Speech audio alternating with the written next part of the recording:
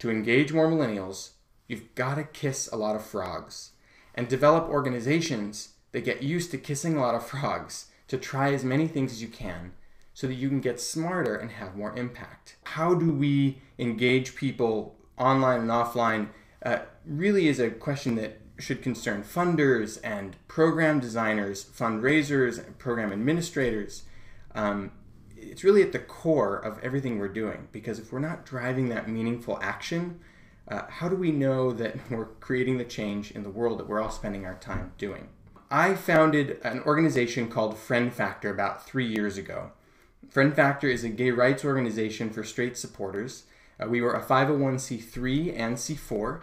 And what we did was focus on engaging more straight allies into the LGBT cause to take more action for gay rights on behalf of their gay friends rather than for the sort of abstract cause of gay rights. So we built at Friend Factor the first peer-to-peer click-to-call tool, the first peer-to-peer advocacy tool. And what I mean by that is the first tool where if you came to take an action, you'd be asked by me on a page by me, and I would find out when you took an action for me. So there was a peer-to-peer accountability, and it drove really high rates of action, particularly on the New York marriage equality campaign. Underlying interest is there in the group of millennials that you're trying to reach, but you can't make them want it when you want it. Observe when people begin to get motivated on an issue, and the best you can do is design campaigns around when those moments exist. How do we get millennials to take action?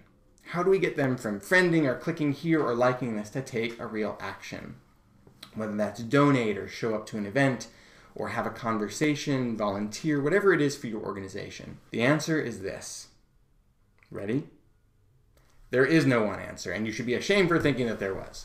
No, the real issue here is that it's quite complex, and my belief is that the best we can do, given the complexity and how fast all the technology and mediums are changing, is to develop a great process so that we as organizations can try as many things as possible and iterate as quickly and cheaply as possible so that we can learn as much as the dynamic and paradigm shifts so that we can react and have the most impact by getting the most people to act.